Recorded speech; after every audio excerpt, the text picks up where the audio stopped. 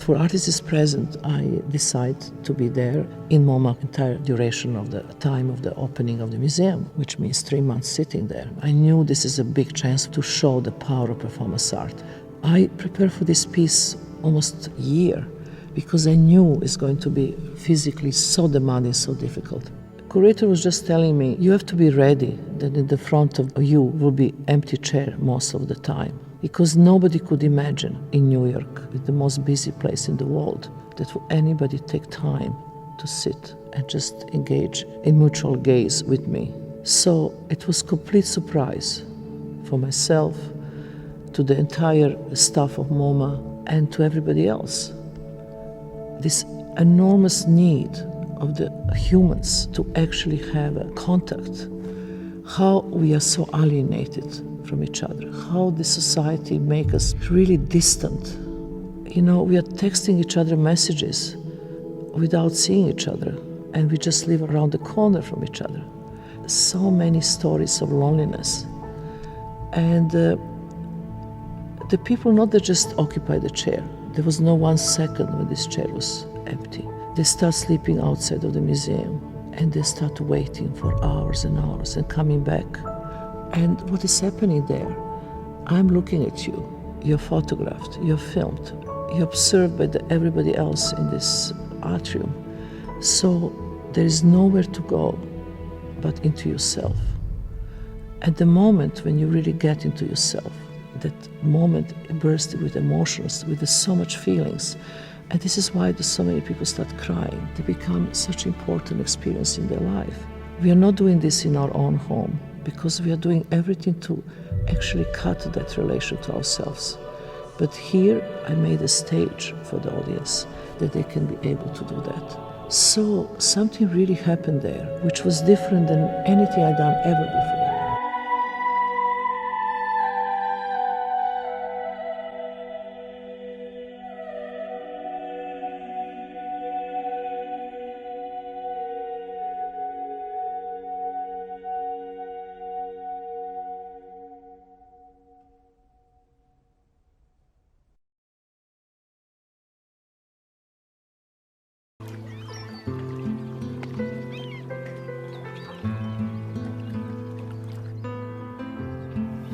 When I had been in my darkest moment, I happened to read The Power of Now. What Eckhart Tolle had to say about happiness had been the impetus to go on this journey. I was in Vancouver to meet him. You were there on a park bench for 2 years, and you slept on the park bench? Rarely, but I did spend most of the days on park benches in parks, different parks in London. Did you eat 3 meals a day? No. 1 meal a day if I was lucky. Oh. As you sit here, is it possible for you to simply watch what's happening around you without adding any interpretation to it? To just be present with what is. And you get a taste of what it's like to be on a park bench with nothing further needing to be added to this moment. The sounds, sights, people, the sound of the water, the light. Just allow it to be as it is. With that comes peace. You don't get continuously drawn into events and thoughts and emotions and reactions. You're the wider space in which all these things happen. You're the awareness behind it, without which none of this would be here. It would just be atoms and molecules in space. You are the awareness that enables this entire world to be. And so knowing that that is who you truly are, not through a concept, but through the actual realization of stepping back and allowing the phenomenal world to be as it is at this moment, allowing this moment to be as it is. That takes you deeper into yourself. And you may notice there's a certain peace in the background that happens.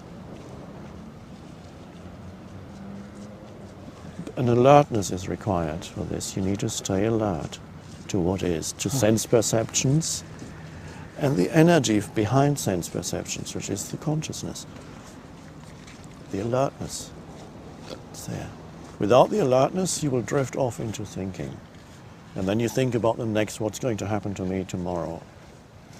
There is a place for making plans, but not right here on the park bench. This isn't the place for thinking about tomorrow because you miss all this beauty and aliveness around you. And even you're cold. Not to even think about it as a cold. No, it just You is. just- The sensation of it. Don't even need to call it cold. And then that's okay too. It's okay. The reactivity goes out of life. Always against something, of wanting to clutch at something. What about the search for meaning? Now, you notice that just a moment ago you were in that state of alert presence, and it never takes long for another thought to come in and ask a question, because thought cannot tolerate the state of presence. So it will always come in and say, yeah, but what about, I don't quite understand yet. Can you tell me, what does it all mean? So it wants to add something. It wants to control in some way by understanding what this all means. Now, if you can let go, just for a moment, not for the rest of your life, just for this moment, let go of the need to understand anything so that you're truly present in this moment. So you don't need to do it for the next hour or the next 10 minutes, just right now. Just what is. But don't forget yourself, because you are the consciousness behind it. You are the space, the presence.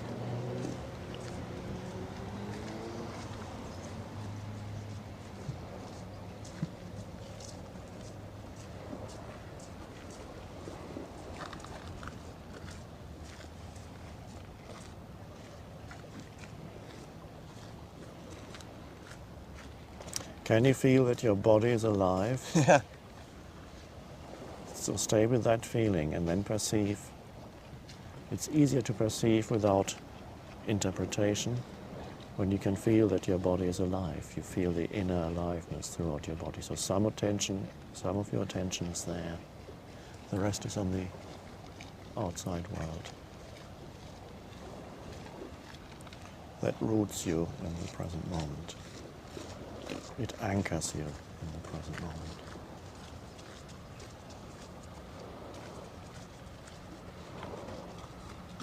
And if a thought comes into your mind, you can watch that also, just the same way as you watch a dog walking past.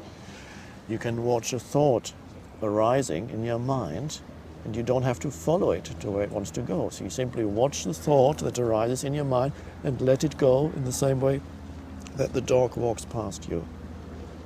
Or if you choose to, you can follow the thought, and then you can say, I just thought of another question. You can do that too. But to see the possibility that also, in the same way that you observe the outer world here as you sit on the bench, you can also observe the inner world, the world of thoughts and emotions. Thoughts want to arise continuously, and that's fine, that's what they do. But there's no need to get drawn into each thought that arises and immediately go with it to where it wants to go. Otherwise, you're always following every thought, like a dog following the scent. Does it matter which?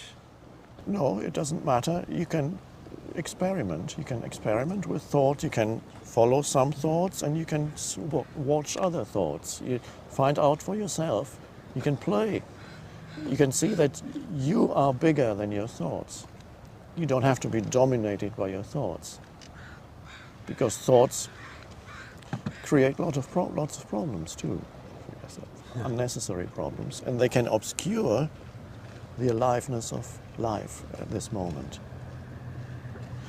There are many people walking around here who are thinking about other things. They're thinking about the next moment, they're thinking about tomorrow. But this is not the place for that. There is a place for planning and thinking about tomorrow, but why spoil the beauty of this and the aliveness of this with thinking about the next moment? Is that going to be better than this one? This is it. It's not going to get that much better. This is what could be more beautiful than this.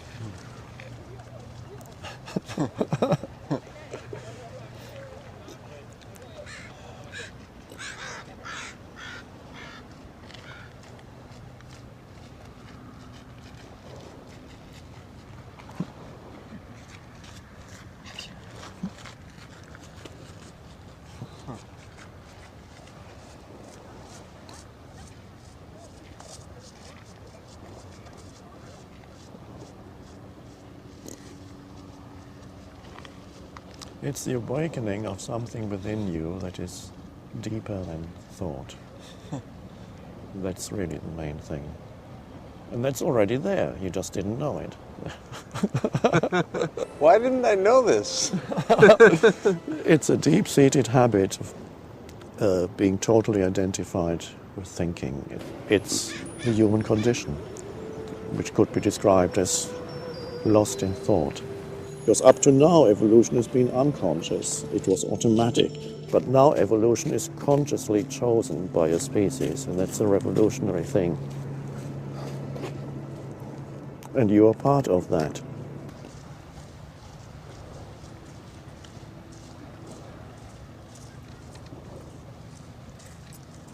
So I can still make movies, I can still have a girlfriend. Oh, yes. Even if I'm... Yes, it's beautiful. It's a playground. You play around with the world. You take action. You relate, but you're not lost in it. Most humans are lost in it.